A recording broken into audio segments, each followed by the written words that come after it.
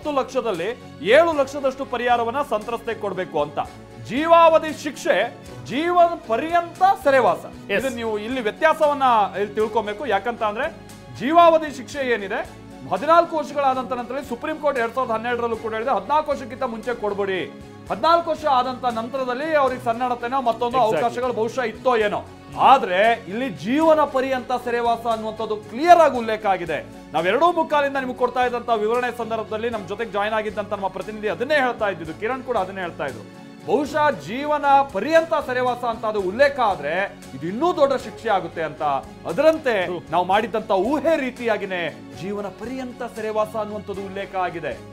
S, ಯಾಕೆಂದ್ರೆ ಈತ ಮಾಡಿದ್ದುಣ್ಣೋ ಮಹಾರಾಯ ಅನ್ನೋ ಒಂದು ಪರಿಸ್ಥಿತಿಲಿ ಈಗ ಇದ್ದಾನೆ ಪ್ರಜ್ವಲ್. ತಾನು ಮಾಡಿದಂತಹ ಅಪರಾಧಗಳು, ಅದರಿಂದಾಗಿನೇ ಈ ರೀತಿಯಾದಂತಹ ಒಂದು ಜಡ್ಜ್ಮೆಂಟ್ ಇವತ್ತು ಈತನ ವಿರುದ್ಧ ಬಂದಿರೋದು. ಅಪರಾಧಿಗೆ ತೀರ್ಪಿನ ಉಚಿತ ಕಾಪಿಯನ್ನು ನೀಡೋದಕ್ಕೆ ಈಗ ಜಡ್ಜ್ ಸೂಚನೆಯನ್ನು ಕೊಟ್ಟಿದ್ದಾರೆ. ಅಂದ್ರೆ ಇದು ಮುಂದಿನ ಒಂದು ಪ್ರೊಸೀಜರ್. ಯಾಕಂದ್ರೆ ತೀರ್ಪಿನ ಕಾಪಿ ಪಡೆದ ನಂತರವೇ ಹೈಕೋರ್ಟಿಗೆ ಇವರು ಅದನ್ನ ಮೂವ್ ಮಾಡಬಹುದಾಗತ್ತೆ. ಸೊ ಒಟ್ಟಿನಲ್ಲಿ ತಾನು ಮಾಡಿದಂತಹ ಒಂದು ತಪ್ಪೇನಿದೆ, ಅಪರಾಧ, ಇನ್ಫ್ಯಾಕ್ಟ್ ತಪ್ಪಲ್ಲ, ತಾನು ಮಾಡಿದಂತಹ ಅಪರಾಧ, ತಾನು ಮೆರೆದಂತಹ ವಿಕೃತಿ, ಅದಕ್ಕೆ ತಕ್ಕ ಶಿಕ್ಷೆಯನ್ನ ಇವತ್ತು ಪ್ರಜ್ವಲ್ ರೇವಣ್ಣ ಅನುಭವಿಸ್ತಾ ಇದ್ದಾನೆ. ಹೌದು. ಸೊ ಹಾಗಾಗಿನೇ ಇವತ್ತು ಅಪರಾಧಿಗೆ ಜಡ್ಜ್ ನೀಡಿರುವಂತಹ ಈ ತೀರ್ಮಾನ ಏನಿದೆಯಲ್ಲ, ಈ ತೀರ್ಪು ಏನಿದೆಯಲ್ಲ, ಅದನ್ನು ನೋಡಿ ಸಾಕಷ್ಟು ಜನ ಸಂತಸವನ್ನ ಪಡ್ತಾ ಇದ್ದಾರೆ. ಇನ್ಫ್ಯಾಕ್ಟ್ ಇವತ್ತು ಆ ಸಂತ್ರಸ್ತೆಗೆ ಬಹುಶಃ ಹೇಗನ್ನಿಸ್ತಾ ಇರ್ಬೋದು, ತನ್ನ ಮೇಲೆ ಇಷ್ಟೆಲ್ಲ ದೌರ್ಜನ್ಯ ಮಾಡಿದಂತಹ ಒಬ್ಬ ಅಪರಾಧಿ ಏನಿದಾನೆ, ತನ್ನ ಮೇಲೆ ವಿಕೃತಿಯನ್ನ ಮೆರೆದಂಥವನು, ಆತನಿಗೆ ಈ ತರದ ಒಂದು ಶಿಕ್ಷೆ ಆಗಿದೆಯಲ್ಲ ಅಂತ ಹೇಳಿ ಆಕೆಗೆ ಸ್ವಲ್ಪ ಮಟ್ಟಿಗಾದ್ರೂ ಸಮಾಧಾನ ಆಗಿರ್ಬೋದು. ಬಟ್ ಆಕೆಯ ಮಾಡೆಸ್ಟಿ ಮೇಲೆ ಆಗಿರುವಂತಹ ಒಂದು ಹಲ್ಲೆ, ಆಕೆಯ ಘನತೆಯ ಮೇಲೆ ಆಗಿರುವಂತಹ ಒಂದು ಹಲ್ಲೆ, ಆಕೆಯ ಒಂದು ಮಾನಸಿಕವಾಗಿ ಆಕೆ ಅನುಭವಿಸಿದಂತಹ ಒಂದು ನೋವುಗಳು, ಅದೆಲ್ಲವೂ ಕೂಡ ಒಂದು ಕಡೆ.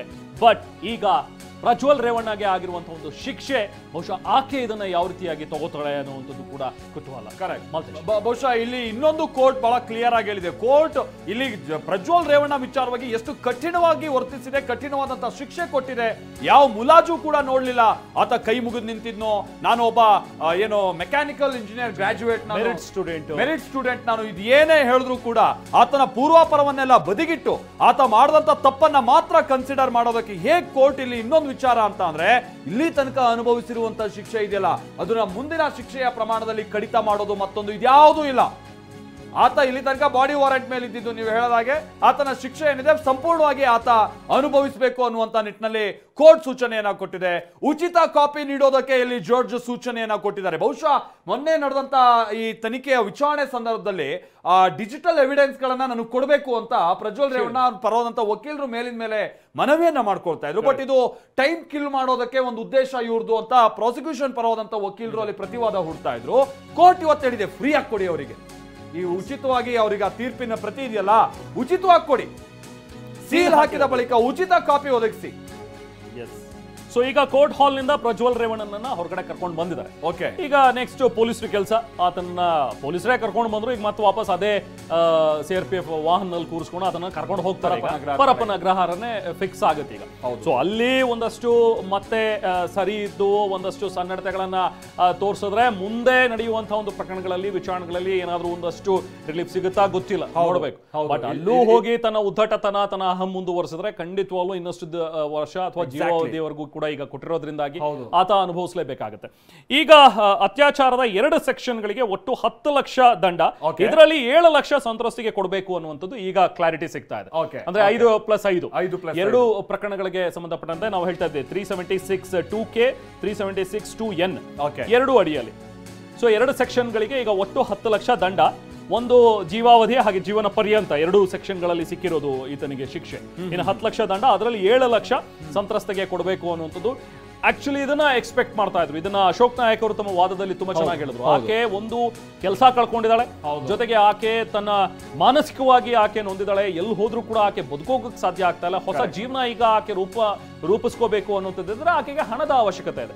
ಸೊ ಹಾಗಾಗಿ ಈತ ಏನ್ ತಪ್ಪು ಮಾಡಿದಾನೆ, ಅಪರಾಧ ಮಾಡಿದಾನೆ, ಅವನಿಗೆ ಶಿಕ್ಷೆ ಕೊಡೋದ್ರ ಜೊತೆಗೆ ದಂಡ ವಿಧಿಸಬೇಕು ಅನ್ನೋದನ್ನ ಸಂತ್ರಸ್ತೆಗೆ ಅನುಕೂಲ ಮಾಡ್ಕೊಡ್ಬೇಕು. ಎಕ್ಸಾಕ್ಟ್ಲಿ, ಸಂತ್ರಸ್ತೆಗೆ ಅನುಕೂಲ ಬಹುಶಃ ಇನ್ನೂ ಜನ ಇನ್ನೂ ಬಹಳ ಕೊಡ್ಬೇಕಿತ್ತು. ಆಕೆಗೆ 1 ಕೋಟಿ 2 ಕೋಟಿ ಏನೋ ಹೇಳ್ಬೋದು, ಬಟ್ ಏನಾದ್ರೆ ಕಾನೂನಲ್ಲಿ ಇರುವಂತಹ ಚೌಕಟ್ಟನ್ನ ಕೂಡ ನಾವು ನೋಡ್ಬೇಕಾಗುತ್ತೆ. ಆಮೇಲೆ ಮುಂದಿನ ಹಂತದಲ್ಲಿ ಇವರು ಇದನ್ನ ಕ್ವಶನ್ ಮಾಡಿ ಹೋಗುವಂತ ಸಂದರ್ಭದಲ್ಲಿ ವಿಧಿಸಿರುವಂತಹ ದಂಡ ಮತ್ತೊಂದು ಇದೆಲ್ಲ ಕ್ವಶನ್ ಮಾಡೋಕೆ ಅವಕಾಶಗಳಿರುತ್ತೆ. ಹಾಗಾಗಿ ಅದ್ಯಾವುದಕ್ಕೂ ಕೂಡ ಇಲ್ಲಿ ಜಡ್ಜ್ ಆಸ್ಪದವನ್ನ ಕೊಟ್ಟಿಲ್ಲ. ಹಿಂದೆ ಇರುವಂತಹ ಪ್ರಕರಣಗಳಲ್ಲಿ ಗರಿಷ್ಠ 25 ಲಕ್ಷದಷ್ಟು ದಂಡ ವಿಧಿಸಿರುವಂತದನ್ನು ಕೂಡ ಒಂದು ಬೆಂಚ್ ಮಾರ್ಕ್ ಆಗಿ ಇಟ್ಕೊಂಡು ತೀರ್ಪು ಕೊಡಿ ಅನ್ನುವಂಥದ್ದನ್ನ ವಕೀಲರು ಹೇಳಿದ್ರು. ಅದರ ಪ್ರಕಾರವಾಗಿ 10 ಲಕ್ಷ ದಂಡವನ್ನ ವಿಧಿಸಲಾಗಿದೆ. ಅದರಲ್ಲಿ 7 ಲಕ್ಷ ಸಂತ್ರಸ್ತೆಗೆ. ಅದು ಏನೋ ದಂಡ ಕಟ್ಕೊಳ್ತಾರೆ ಬಿಡಿ, ಆದ್ರೆ ಇಲ್ಲಿ ಇರುವಂತಹ ವಿಚಾರ ಅಂತ ಅಂದ್ರೆ ನಾನು ಆಗ್ತಾನೆ ಹೇಳ್ದಾಗೆ ಯಾವ ಮನೆಗೆಲಸದ ಮಹಿಳೆ 47 ವರ್ಷದ ಮಹಿಳೆ ಕೈ ಮುಗಿದ್ಕೊಂಡು ಅಂಗಲಾಚಿ ನನ್ನ ಮೇಲೆ ಅತ್ಯಾಚಾರ ಎಸಗಬೇಡಿ, ನೀವು ನನ್ನ ಮಗ ಇದ್ದಂಗೆ ಅಂತ ಬೇಡ್ಕೊಂಡಿದ್ದಂತ ಮಹಿಳೆ ಮೇಲೆ ವಿಕೃತಿಯನ್ನ ಮೆರೆದಿದ್ದಂತ ಅದೇ ಪ್ರಜ್ವಲ್ ರೇವಣ್ಣ ಇವತ್ತು ಕೋರ್ಟ್ನಲ್ಲಿ ಕಟಕಟೆಯಲ್ಲಿ ಹಾಗೆ ಕೈ ಮುಕ್ಕೊಂಡು ಜಡ್ಜ್ ಮುಂದೆ ಕನ್ವಿನ್ಸ್ ಮಾಡುವಂತ ಪ್ರಯತ್ನದ ನಡವಳಿಕೆಗಳನ್ನ ಪ್ರದರ್ಶಿಸಿದ್ರು ಕೂಡ ಆ ಕೈ ಮುಗಿದಂಥದ್ದಕ್ಕೆ ಯಾವ ರೀತಿಯಾಗಿ ಪ್ರಜ್ವಲ್ ರೇವಣ್ಣ ಬೆಲೆ ಕೊಟ್ಟಿರ್ಲಿಲ್ವೋ ಇವತ್ತು ಜಡ್ಜ್ ಕೂಡ ಯಾವುದೇ ರೀತಿಯಂತ ಬೆಲೆ ಕೊಟ್ಟಿಲ್ಲ. ಕೈ ಮುಗಿದುಕೊಂಡು ನಿಂತಿದ್ದಂತ ಪ್ರಜ್ವಲ್ ರೇವಣ್ಣ ಅವರನ್ನ ಸದ್ಯ ಜೀವನ ಪರ್ಯಂತ ಸೆರೆಮನೆ ವಾಸಕ್ಕೆ ತಳ್ಳಿದ್ದಾರೆ ಸಂತೋಷ್ ಗಜಾನನ ಭಟ್ ನ್ಯಾಯಾಧೀಶರು. ಎಕ್ಸಾಕ್ಟ್ಲಿ. ನಾವು ಪ್ರತಿನಿಧಿ ಕಿರಣ್ ನಮ್ಮ ಜೊತೆಗೆ ಜಾಯ್ನ್ ಆಗಿದ್ದಾರೆ, ಮಾತಾಡ್ತೋಣ. ಕಿರಣ್, ನಾವು ಎಕ್ಸ್ಪೆಕ್ಟ್ ಮಾಡ್ತಾ ಇದ್ದ ರೀತಿಯಲ್ಲಿ ಜೀವಾವಧಿ ಶಿಕ್ಷೆ, ಅದು ಜೀವನ ಪರ್ಯಂತ ಟಿಲ್ ಡೆತ್ ಆತ ಸೆರೆವಾಸವನ್ನ ಅನುಭವಿಸಬೇಕು ಅನ್ನುವಂಥದ್ದನ್ನ ಈಗಾಗಲೇ ನ್ಯಾಯಾಲಯ ತೀರ್ಪನ್ನ ಕೊಟ್ಟಿದೆ. ಕಿರಣ್, ನಿಮ್ಮ ವ್ಯೂಸ್ ಆನ್ ದಿಸ್ ಏನ್ ಹೇಳ್ತೀರಾ ಇದ್ರ ಬಗ್ಗೆ? ರೆಹಮಾನ್, ಇದು ಎಕ್ಸ್ಪೆಕ್ಟೇಷನ್. ಯಾಕೆಂತಂದ್ರೆ ನಾನು ಅವಾಗ್ಲೇ ಹೇಳ್ದಂಗೆ ಒಂದ್ ನಿಮಿಷ ಮಾತಾಡ್ತೀನಿ ಕಿರಣ್.